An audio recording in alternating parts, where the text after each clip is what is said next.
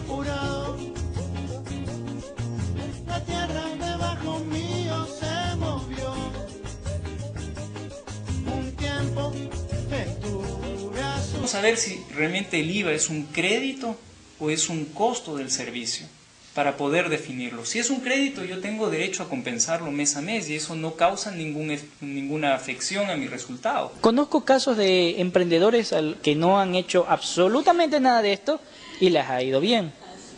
Pero ellos mismos reconocen que si los hubiese hecho desde un inicio, si lo hubiesen conocido, les habría ido mucho mejor.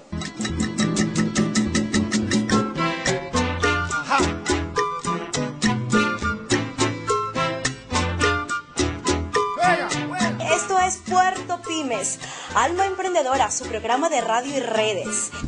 Debemos saber si realmente el IVA es un crédito o es un costo del servicio. Compartiendo con los emprendedores sobre estrategias para poder llegar con sus productos, sus servicios a más personas, ampliar sus mercados. Bueno, normalmente el emprendedor sueña con conquistar el mundo.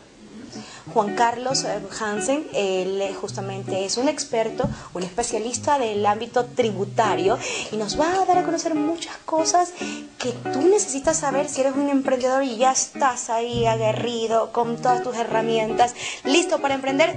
Esto precisamente, bueno, hay muchas cosas que tiene que saber el emprendedor a la hora de dar el primer paso. El ámbito tributario siempre como que genera rechazo, Juan Carlos. ¿Estoy equivocada o qué pasa con este aspecto? Juan Carlos Hansen Hall, experto en tributación. Causa cierto temor, pero debemos tratar de eliminarlo, porque en la medida que conozcamos las leyes podremos aplicar adecuadamente el régimen fiscal.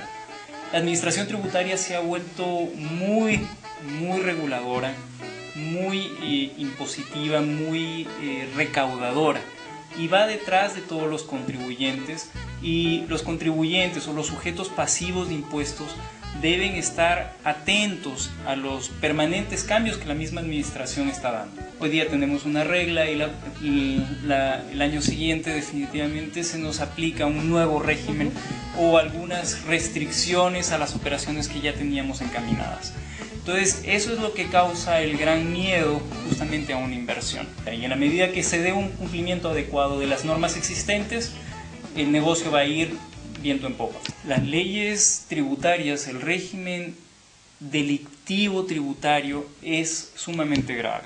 Existe prisión por defraudación, existe prisión por evasión fiscal. Y eso es lo que debemos evitar. No debemos caer en el juego de pretender disminuir nuestra obligación impositiva, porque a la final después eso va a llevar una cola mucho más grave. Cuando empezamos un negocio, identificar de qué manera puedo empezarlo.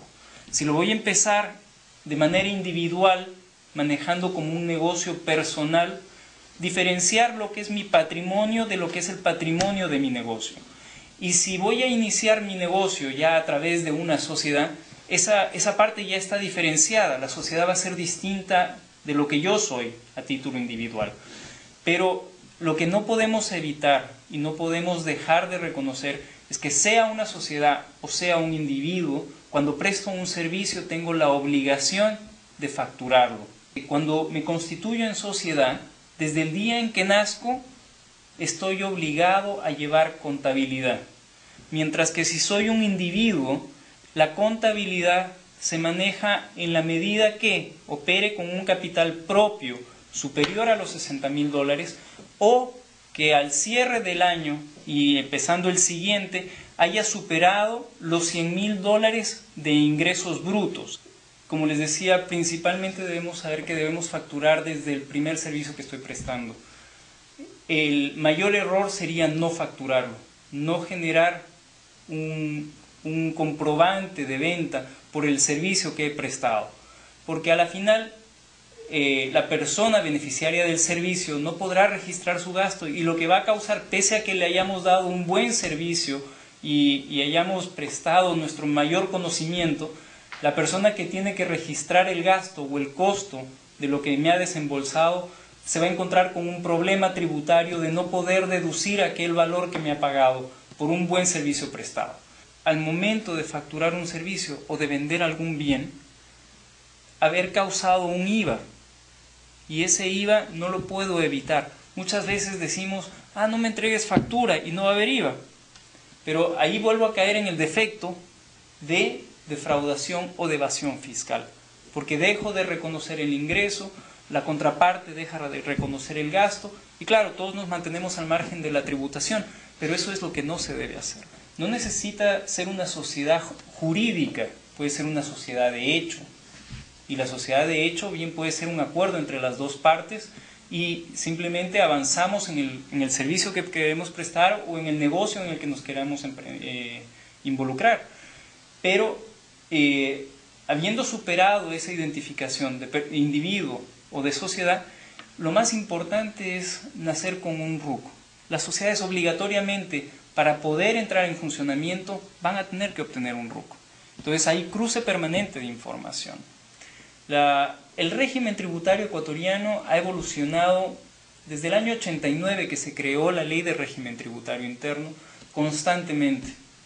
El Ecuador es un país en el cual se tributa sobre la renta mundial, sobre la renta global, no solo sobre lo que se genera en el Ecuador.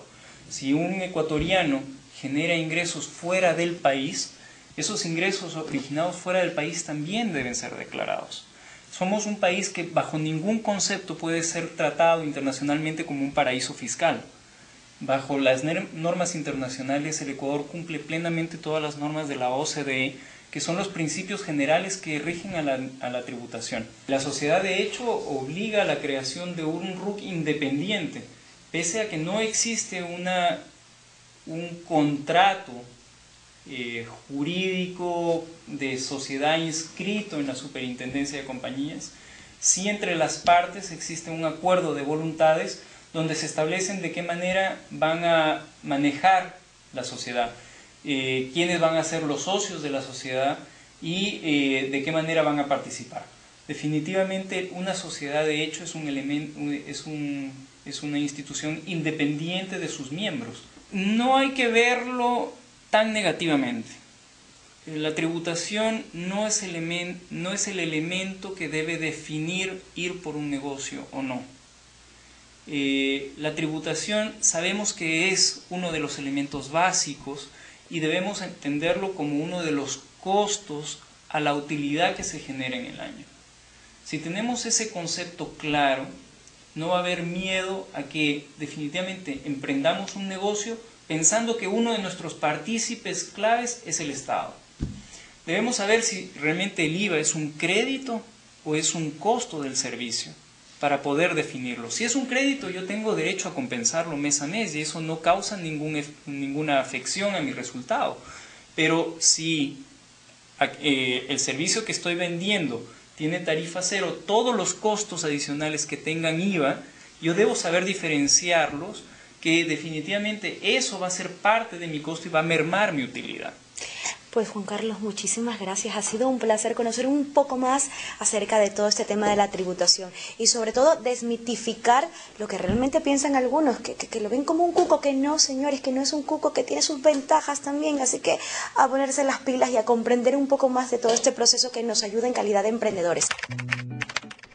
Fernando Romero, gerente de consultoría Hansen Holm. Estrategias para poder llegar con sus productos, sus servicios a más personas, ampliar sus mercados a través de un buen plan estratégico y un buen plan de negocios, que son los elementos claves por los cuales se debe empezar para poder hacer un emprendimiento y que éste llegue a una culminación en buenos términos. Básicamente evaluando proyectos, valorando empresas, haciendo consultorías tributarias, y todo esto siempre va enfocado más a las pymes, que es el mercado, digámoslo así, el mercado más grande para nosotros los consultores. Entonces siempre estamos enfocados a esta parte de estrategias, ver cómo las pymes pueden arrancar, madurar, crecer y así por el estilo. Tener una idea, porque desde ahí parte todo, y la idea tiene que ser clara, precisa y concisa. ¿Por qué? Porque no puede ser una idea al azar, no puede ser una idea de que yo tengo tanto efectivo y quiero saber qué puedo hacer. No, sino que el emprendedor tiene que conocer lo que él quiere hacer, tiene que conocer a qué se va a dedicar y tiene que tener muy clara la película en su mente. Una vez que tenga muy clara la película, lo segundo que debe hacer es preguntarse, bueno, si mi idea es tan buena, ¿por qué a nadie se le ha ocurrido antes? ¿Ya? Tiene que pensarlo muy bien porque por ahí puede empezar a visualizar si su idea va a ser realmente un éxito o un fracaso. Tiene que estar convencido de que va a ser una buena idea, pero tiene que preguntárselo por qué a otra persona no se le ocurrió. ¿Ya? Y una vez que supera ese primer filtro, va a un plan. ¿Sí? También las ideas para que maduren tienen que estar acompañadas de planes. Y siempre lo que se recomienda es tener dos tipos de planes. Un plan estratégico y un plan de negocios. El plan estratégico normalmente comienzo a dar lineamientos generales de cómo quiero que sea mi empresa. Es decir, comienzo a fijar la misión, la visión, los objetivos, las estrategias, los planes de acción. Hace un análisis de fortalezas, debilidades, amenazas, oportunidades. Un FODA, ¿no? Un FODA, ¿sí? Y aparte del FODA se puede hacer otro tipo de análisis, como por ejemplo el análisis de fuerzas de Porter, que analiza pues el poder de negociación que tienen los clientes, que tienen los proveedores, las barreras de entrada, las barreras de salida, productos sustitutos, ¿sí? Todo eso conforma un plan estratégico que es por medio del cual va a darle una forma a la empresa que quiere crear. ¿Sí? Es como que si estuviera manejando, como que si fuese un alfarero y estuviese haciendo una escultura de barro. El camino para poder llegar a tener de una idea a una empresa. ¿Sí? Es solamente delinear el camino que quiero seguir. ¿Sí? Porque tener visión, objetivos y estrategias es indicar hacia dónde quiero llegar. Entonces, eso por un lado, eso es el plan estratégico. ¿Sí? Que no debe confundirse con el plan de negocios, que es otro instrumento que también deben tener los emprendedores, sobre todo a la hora de conseguir el financiamiento. ¿Sí? Porque todo es un proyecto. ¿Sí? El proyecto en cuestión es crear una empresa. Entonces, para crear la empresa le doy el lineamiento, que es el plan estratégico. Pero ahora sí, como proyecto, para ya comenzar a ponerlo en marcha, a fin de llegar a tener esa empresa, ¿qué voy a tener? Un plan de negocios. Y el plan de negocios se divide en una serie de estudios, empezando primeramente por el estudio de mercado, el cual me define si para ese proyecto o empresa que quiero poner existe o no existe un mercado que pueda comprar mis productos o servicios. Eso es muy clave. ¿Sí? Entonces, si la empresa tiene un buen producto pero no tiene mercado, no va a llegar a ninguna parte. ¿Ya? Entonces debe haber un buen estudio de mercado. Bueno, normalmente el emprendedor sueña con conquistar el mundo, ¿ya? Pero debemos ser mucho más limitados para empezar. Y que realmente todo es un plan de negocio. O sea, yo puedo tener un plan de negocio bien elaborado en 10 páginas, como las puedo tener en 1000 páginas. ¿Sí? Entonces, no importa si es grande o pequeño el plan de negocio, lo que importa es si puedo lograr mi objetivo principal, que es conseguir el financiamiento. ¿Sí? Y que me pueda dar luces sobre si el proyecto va a resultar rentable o no.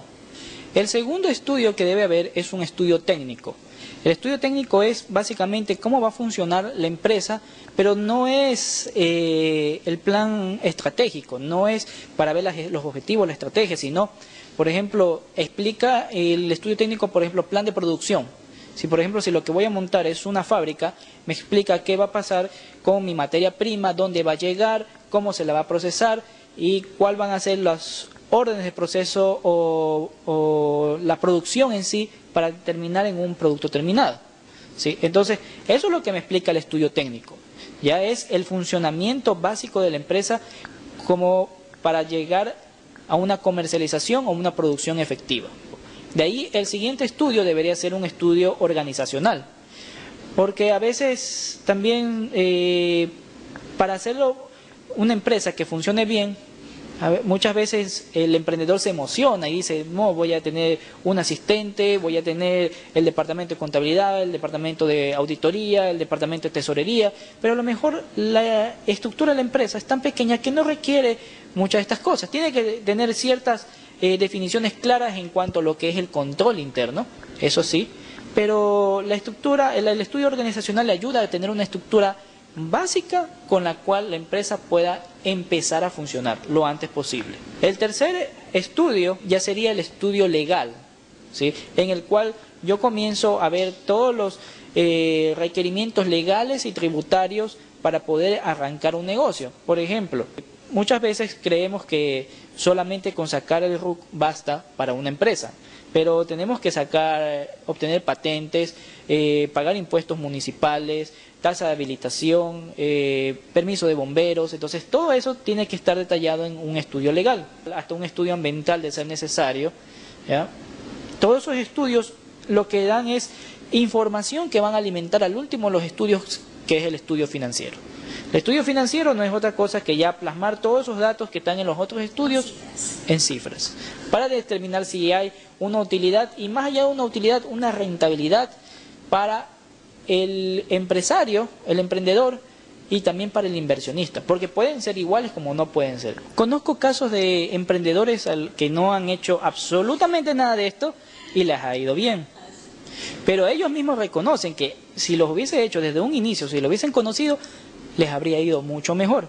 Entonces, lo cierto es que tener estos estudios no garantiza que a uno le vaya a ir bien, pero aumenta las probabilidades de éxito. Entonces, es mejor invertir un poquito en un consultor a que después invirtamos en la gran idea y nos vaya mal.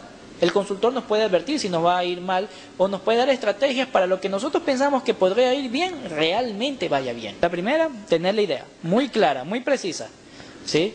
Y verificar que no se le haya ocurrido a alguien antes, ¿sí? De ahí, saber que deben haber planes, ¿ya? Y de ahí viene pues lo que había mencionado. Y la última parte que sí deben tenerlo presente es cómo me voy a financiar. Un plan de negocio yo lo dirijo a alguien que yo sé que me puede apoyar financieramente. Hay los conocidos inversores ángeles, que no son otra cosa que personas con recursos y con conocimientos de finanzas que, a más de poner capital en la empresa, le dan un ordenamiento en temas financieros y legales. En nuestro mercado está la Corpay, mediante su unidad llamada Corpay Capital, que da estos servicios de financiamiento y que actúa como un inversor estratégico que pone dinero, pero que también va poco a poco acomodando a las empresas para que logren un resultado positivo. Entonces, deben tener claro a dónde quieren llegar y con qué recursos cuentan y de dónde podrían buscar más recursos.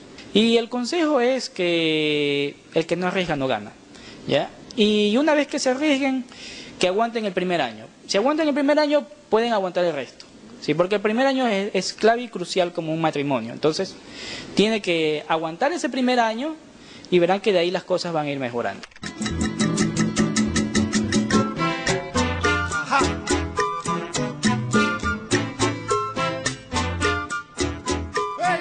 Muchísimas gracias a Fernando Romero, gerente de consultoría de Hansen Holm. Él ha estado aquí con nosotros y con esa gracia realmente, ese saborío, nos ha hecho conocer todas esas herramientas o esas estrategias que necesitan los emprendedores. ¿Te has sentido bien, Juan Carlos? Muy bien. Te agradezco muchísimo. Muchísimas gracias, Juan Carlos. Y a ustedes, nos vemos el próximo fin de semana. Gracias por estar con nosotros. Recuerde que esto es Puerto Pymes, Alma Emprendedora, su programa de radio y redes.